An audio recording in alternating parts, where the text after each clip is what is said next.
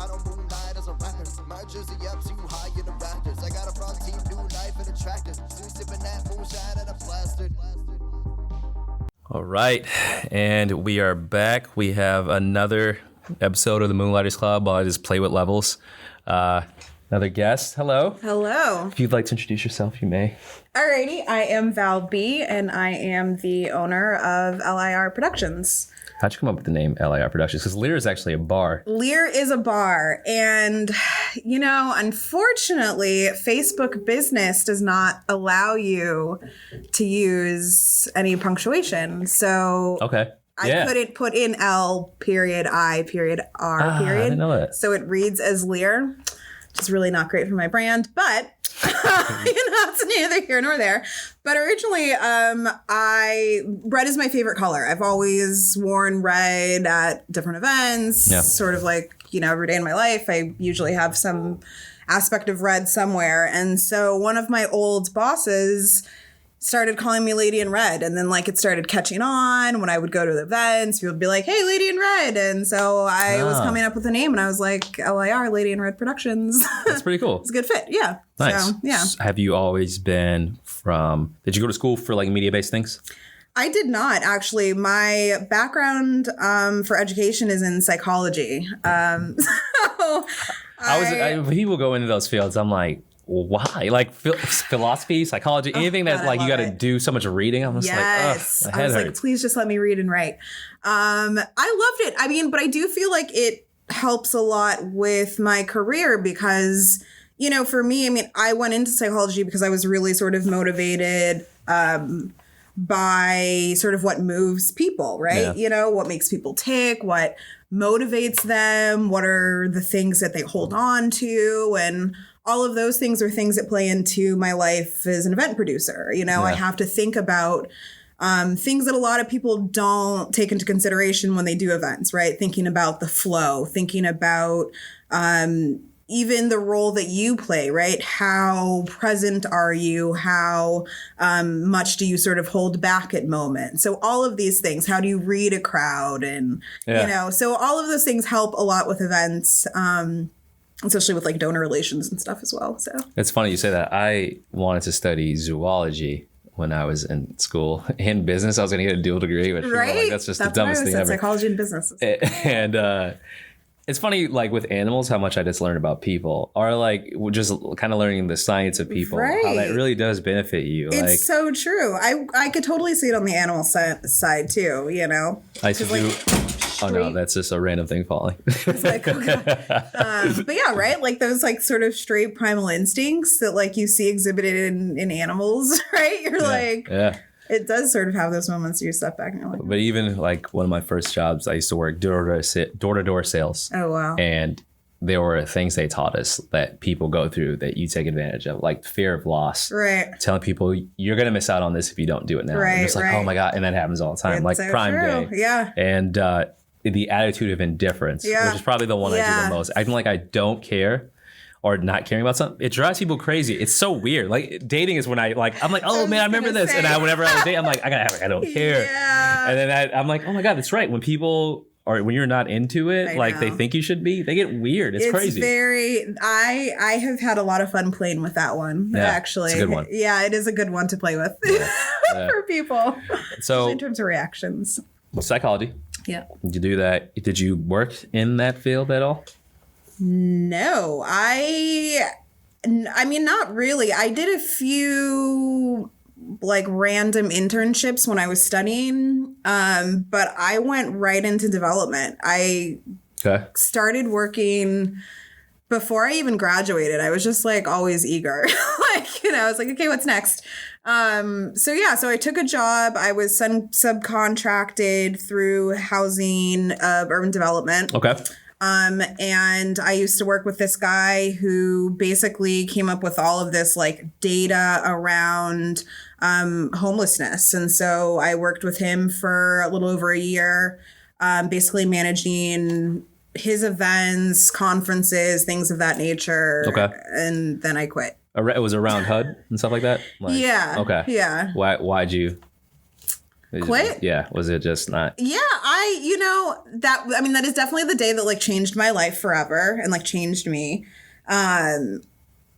I was just done. I felt like I remember sitting there. So it was just him and I. He was the managing director, and I supported him. And so I remember after a while feeling like, okay, where am I going to grow here? Where am I going to, like, what am I going to get? What am I getting out of this, like, in the long run? And it just kept feeling like,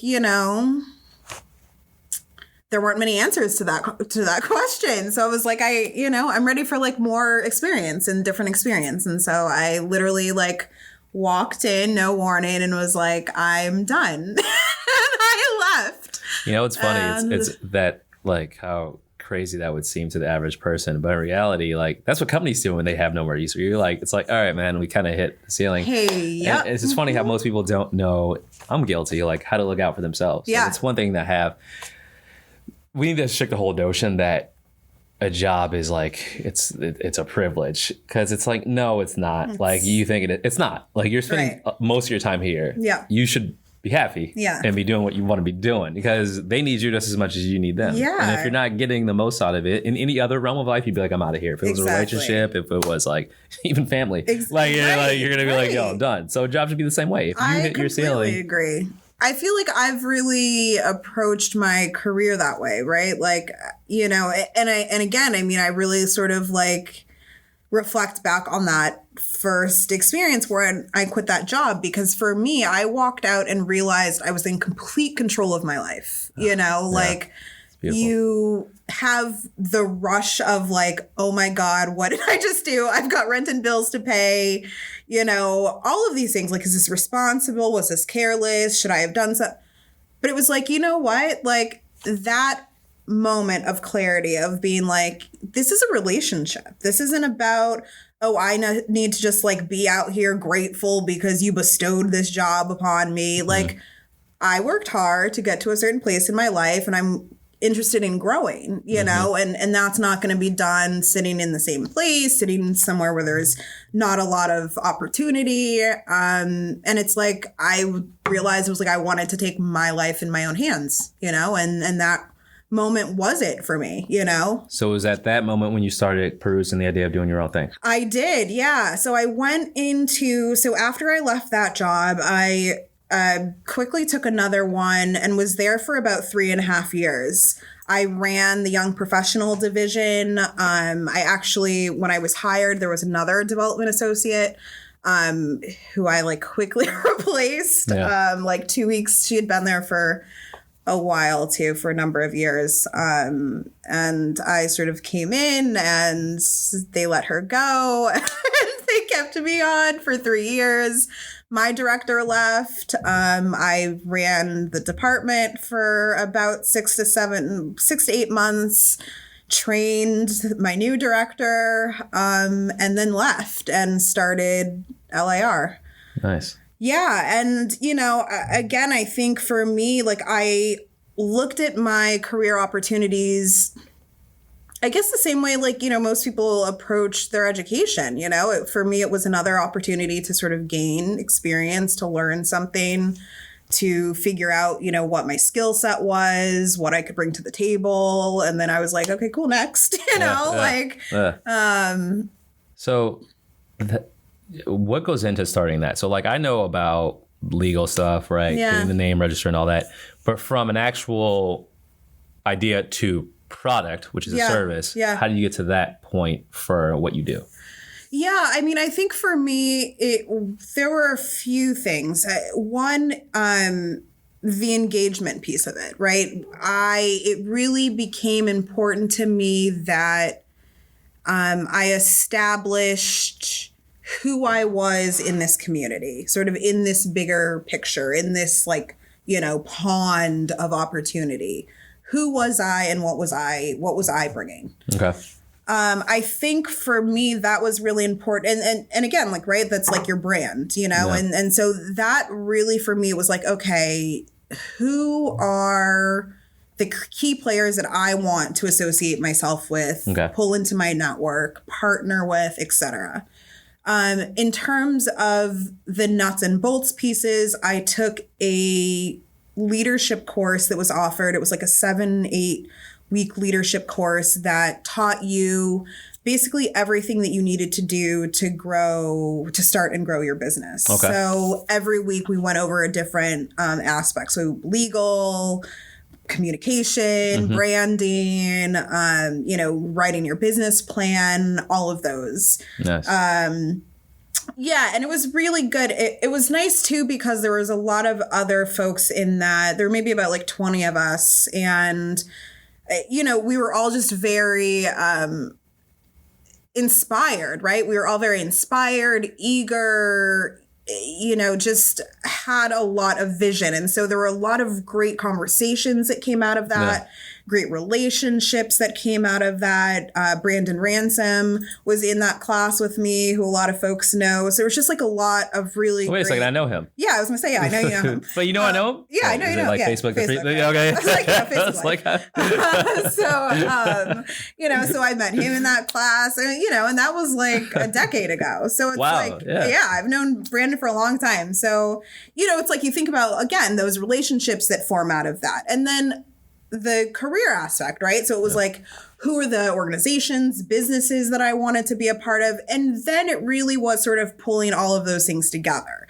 And I think for me, the hardest part was trying to figure out, if I wanted to go into events, what was the thing that set me apart or that differentiated me from the rest, or from all of these other folks that are doing events? And that was really the piece that I focused on.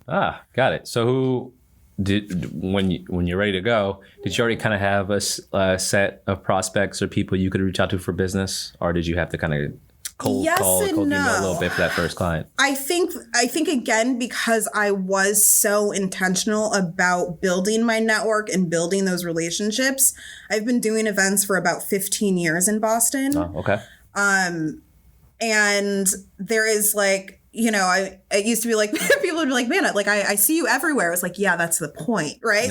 You need to see me everywhere, because that, I was like, oh, you didn't really, I'm involved with this, that, and the other. And, and so I liked that. Then it become, it's word of mouth, right? I love being word of mouth. Like, my references coming from word of mouth. It's like, okay. Like, my first client actually came, somehow he found my website, reached out, and hired me. And I was like, okay, cool.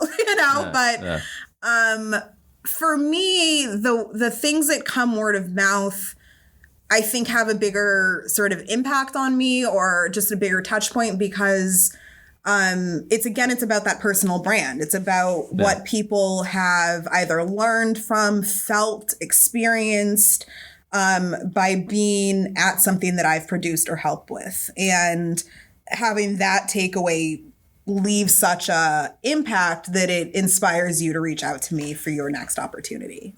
That's my sweet spot. What's it like being a person of color in that space? And the reason I ask that is because the Moonlighters Club, like when we have events, because of I'm fairly quirky, like I don't know what other word to use. Sure. We can go with quirky. But it's like, I'm like black, but I'm not scary. Right. So I was going to say, we can go with quirky if you want. I think we both know what it means. So people are like, when I reach out to people, my network spans from like people I grew up with in Boston, I grew up in Roxbury. Right. Or people I work with now. So it's a mix. And then the way the event's branded, it's not really put to anything. So the crowd's pretty mixed, man. It's like absolutely. a lot of black, a lot of brown, also a lot of white people too. Yeah. And across different economic factors. But I do realize when I see event planners, the way they brand themselves immediately pigeonholes them. It does. So it's like Real Dogs Brunching, right. like realhoodevents.com. And you're like, I get that you want it. If you really want to grow your base, like how do you navigate that? And I always assume you just want everyone to come in. You know what I mean? So is that in your head when you're starting out, as far as what events you want to come to first? What do you want to publish? Because I feel like if you start out and you were doing a bunch of I don't know, like jazz festivals, right? Or hippie fest, that they'd be like, yo, that's the hippie fest person. Yeah, we'll exactly. Reach out to them. So how do you do that so that you don't immediately fall into a specific pigeonhole? That is a very good and layered question. Thank you. I'm quirky.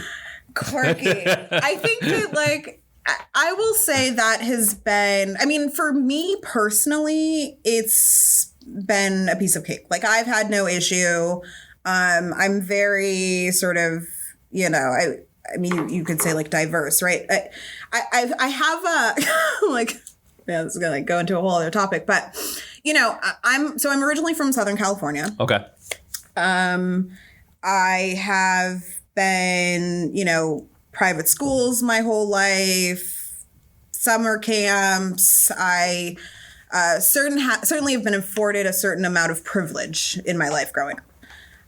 I will say that my biggest sort of like shock value when I moved east, when I moved to Boston, was how siloed everything is. Right. And when you're someone who is not the product of this environment, but you appear a certain way, right? People see me as a brown girl in Boston. So they take the experience of brown people in Boston and just lump me into that. Yeah.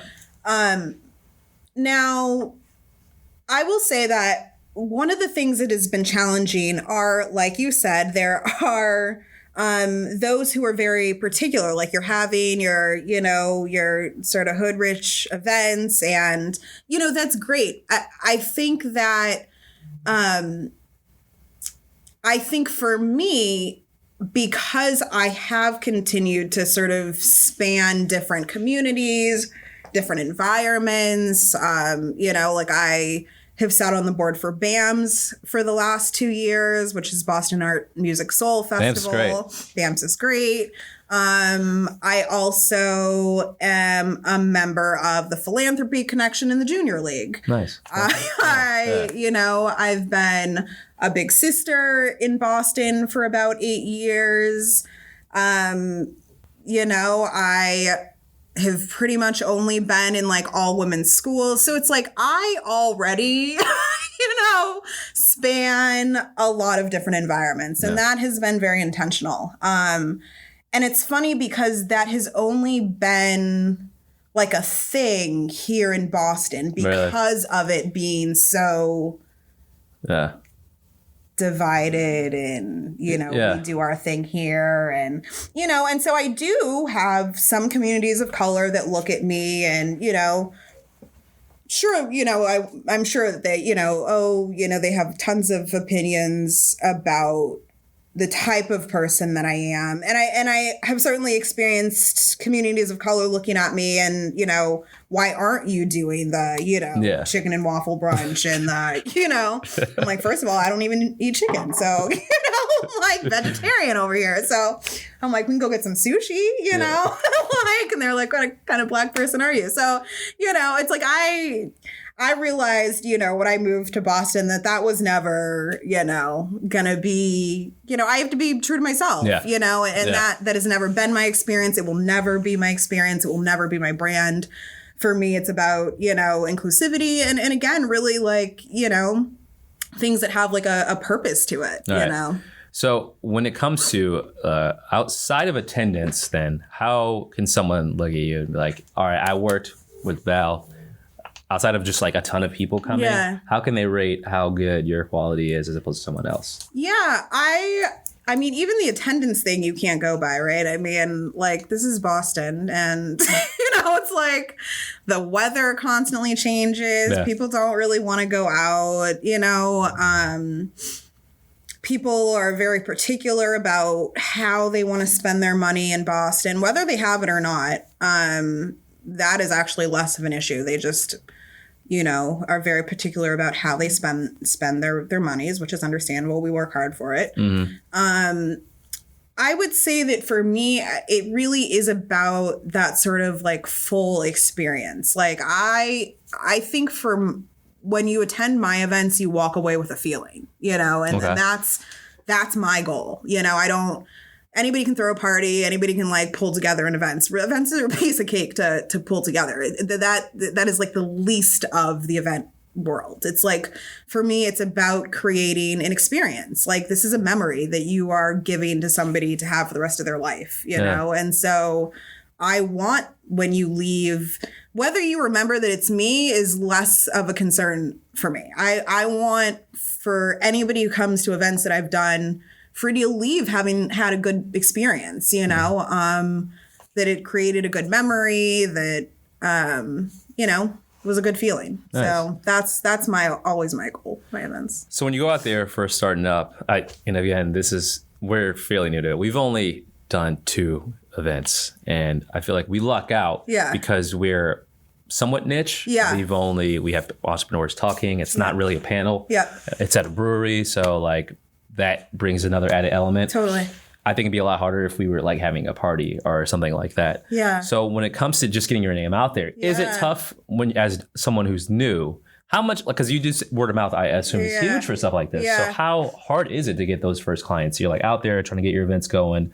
What do you have to do to convince someone that it's going to be worth their time? Yeah, that's a really good question. I mean, I think that, again, it's like, you know, you really, in the beginning, it's really just about being everywhere, like being everywhere, whether you are working the event, attending the event, promoting the event, just be everywhere. I mean, that really helped for me in terms of like building up my own brand and my, you know, sort of. I hope people are like listening to that, because seriously, it's like be everywhere, you know, because like I said, after a while, people were like, why do we keep seeing this chick everywhere? Like, you know, we're like, she was at this event, she was over at that. And I'm like, hey guys, you know, hey again, you know? And so, you know, and it's, again, it's like that idea, right? Like your network is your net worth. It's not just like a tagline, you know, like that is legit. Like your network is everything, you know? And so I always say, like, first and foremost, like think about those relationships that you are building and stewarding, and you have to nurture these relationships. That is like the make it or break it in this industry. And like I said, be visible, be everywhere, get out there, get involved, volunteer, help out. And that was really the other thing, right? It was like, not only do we see Val everywhere, but she's always helping out, you know, people, oh, Val, you know, you have a last minute something, oh, just call Val, you know, and that was really how it started for me. It was like people just knew that, like, you know, if it was a last minute thing or whatever the case, that I would jump in, that I would help. You know, I'm happy to be on call. And then from there, it really was, I think about like sort of pulling those pieces together. And so because people were starting to see me everywhere, people were starting to recognize my connections, my network, you know, then obviously people are like, oh, you know, well, how does she know so-and-so? How is she connected to this? Why is she at that event? You know, she's snapping pictures everywhere, you know, and people want to be a part of what they think is, you know, a buzz, right? So if they see you you know, we gotta figure, let's link up with her. She seems to have, you know, great access, great network, great, you know, whatever. And that was really how things started trickling in. Nice. You know, making sure that I kept my website, you know, updated, maintained, constantly, you know, reflecting what I felt the brand was.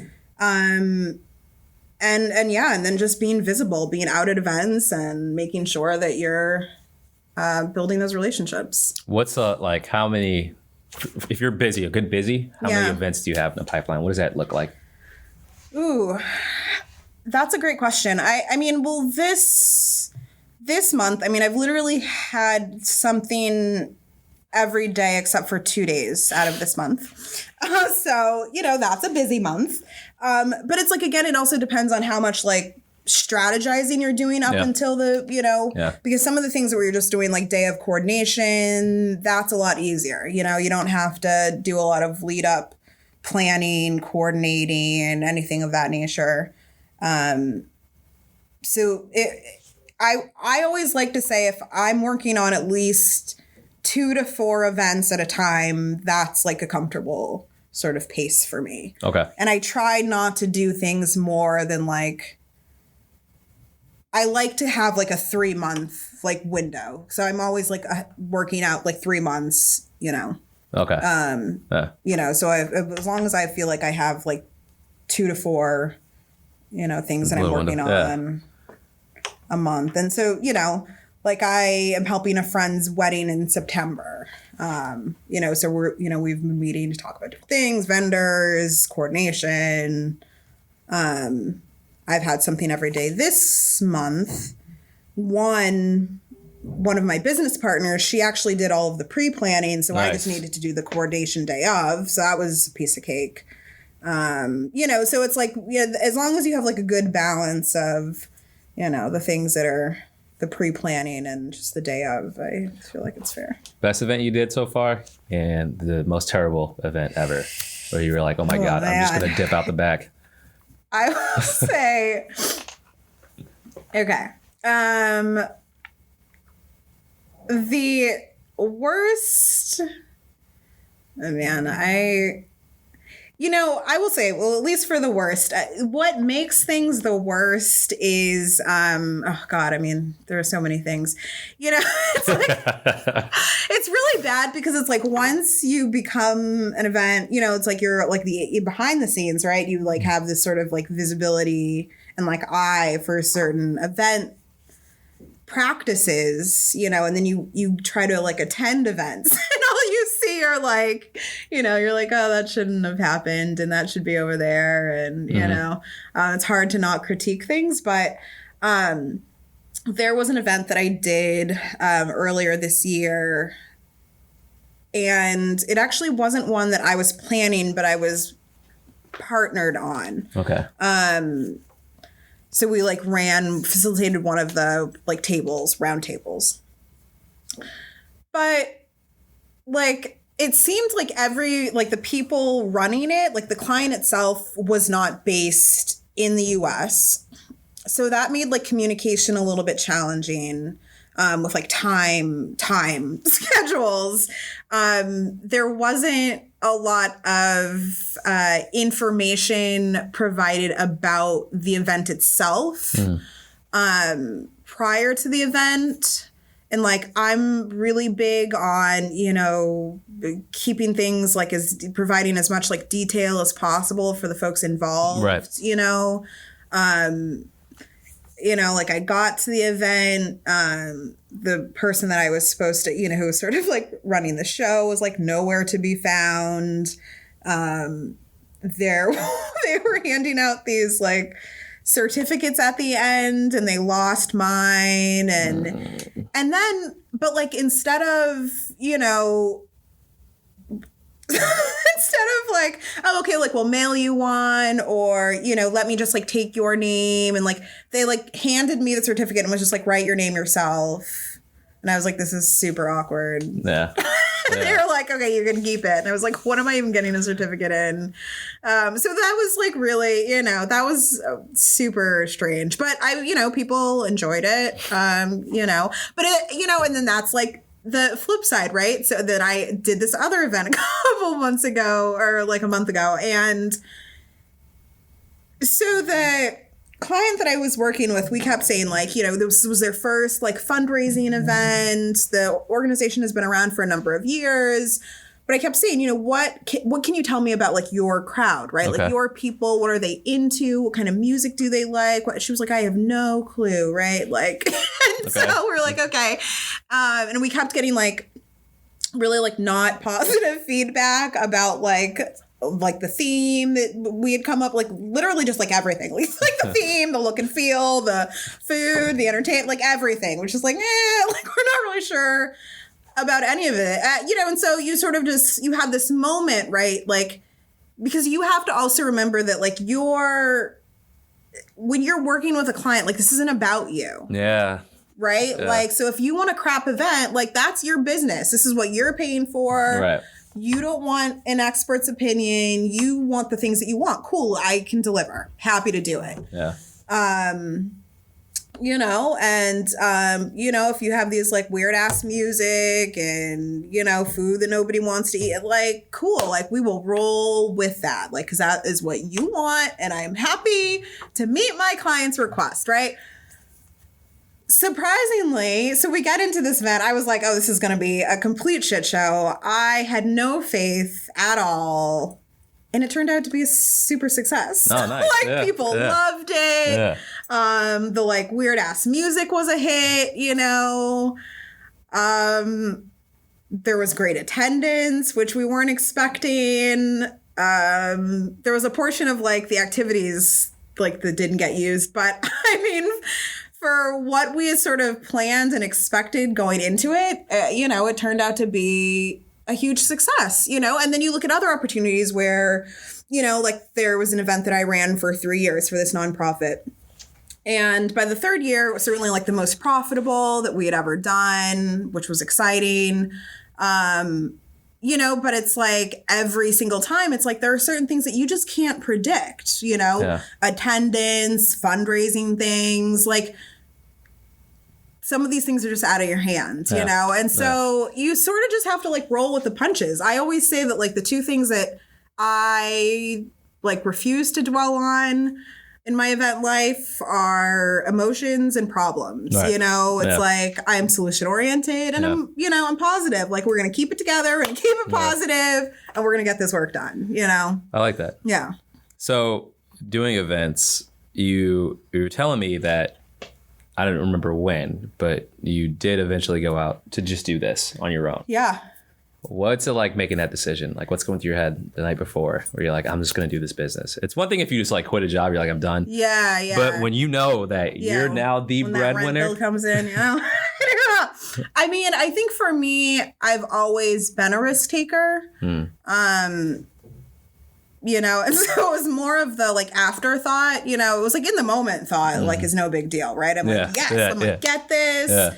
And then you're like, oh, like a bill comes in and you're like, oh, like, should I have attacked this with such like, you know, gusto, right? Like maybe I should have like sat and like reflected, you know, but I've never been that person, you know, like I said, I have quit jobs. I have, you know, and so I would say, at least for me, like it was super exciting making that decision. It's scary, but I think that the way that I manage are a few ways. I think for me, it's like I try to keep something part-time. Okay. Or at least something that's going to be like, you know, whether it's like a consulting contract that I know is going for a certain amount of time, one thing that you know is secured for a certain length of time. Okay. And I like doing that because then you're afforded flexibility, right? Yeah. You don't have to worry like, oh, okay, you know, if this event doesn't work out or if, you know, their budget, you know, isn't as high as we originally thought, or something comes up that we have to move around things, you know, move numbers around. You know, it's like those things are always going to happen in event life. Rain days, like if an event gets canceled and like there goes your money for the day, you know, so these things happen. So you have to, you know, I like having the one thing that's like set, you know, I know every month I'm at least getting something from this. The other thing is just like being on top of your budget, you know, so it's like I constantly have to reassess my budget. Yep. You know, it's like every month I'm like, okay, what contracts do I have this month? And like, what is my, you know, like what does it look like? What do my finances look like?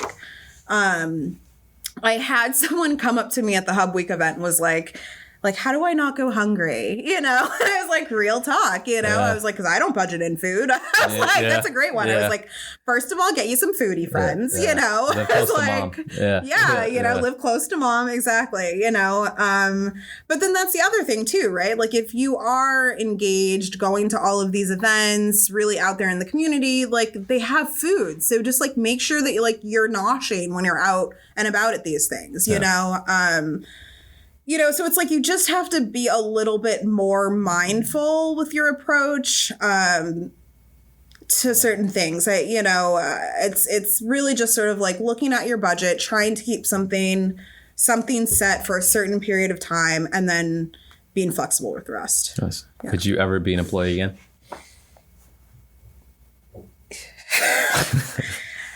Yeah, I mean, you know. Yeah, Yes, I could. I mean, I really hate full-time jobs, like, with a passion, but, like, I think that, again, it's about fit, you know, because if I'm somewhere where, you know, like, I hate full-time jobs, like, one, because it's, like, it's a lot of busy work, right? Like, you don't need 40 to 60 hours of my time. Like, you just want me to sit at this desk so that you own my time. Like, that's painful for me. I'm like, I would rather you cut my salary so that I can have these extra 5 hours. Yeah. You know what I mean? Like, and that's for me, though, you know? And so I think that, like, it's really about understanding, like, the person that you are, how you need to work, how you need to feel compensated and supported. Because I think that, again, it's not always about that dollar. You know, like, for me, I prefer a flexible schedule. I prefer flexibility in terms of where I'm working, you know, and so if I found a full-time job that afforded me those things, it gave me flexibility, that was willing to be as accountable as I am, because I always come to the table and say, hey, I do this stuff on the side. I will keep you posted about what my calendar looks like for this month, and we can work through it. Like, I want a partnership. Even in my workplace, you know what I mean? And I'm not interested in the whole song and dance of, you know, oh, I just have to be grateful and keep my head down and do what you ask. I'm not that person. I'm not built that way. And those are the reasons I stay out of full-time jobs, you know? So I would absolutely go back to full-time life if it provided me with the flexibility that I needed. Admirable. So if people want to support you, how can they? Where can they find you? All right. So you can find me, like, anywhere by Val Bee Boston. Nice. Or L.I.R Productions, also anywhere. And the website is www.lirproductions.org. She's also at every event ever. I'm at every event, like, ever in Boston, anywhere. Always Cambridge, Roxbury, JP, Lincoln. I literally network. I network to meet contacts for people to interview, but if there's not food, I'm like, damn, I don't know if I'm gonna go. It's like, I eat through, I eat through network events. Yes, like, exactly. Based on, like, that's. I'm like, that's the best part. At the end of the day, you're like, oh, leftover catering. You're like, yes, you know, dinner. It's like, I've got leftover chilicates from this weekend. Chilicates. Oh my god, who catered with chilicates? That's amazing. I know. Is it the Muncie group in GP? Yeah, that's awesome. I know. So yep, whole tray in my fridge waiting for me. Nice. I know. Well, this is fun. This is very encouraging, and I like the fact that you're not waffling on it. You just know what you want, you know, and you're very upfront about it. Definitely. So that's something I can definitely take to heart. Good. And I wish you nothing but the best success. Thank you. And hopefully we can do an event in the future. Once I was going to say, let's plan. Once I make real money, number 3. I will. No worries. You got to start somewhere, right? So thank you again. And for everyone tuning in, if you are looking for more content, moonlightersclub.com. We put everything there. We're on every major podcast network too, as well as YouTube. We're always looking for new followers, but new guests too. So if you yourself, pull some of y'all in here. Yeah, let's rope it in, and then we'd love to hear your story. So thank you again. Thank you, Val. Thank you. Thank you to everyone who tuned in. Thank you. And enjoy it.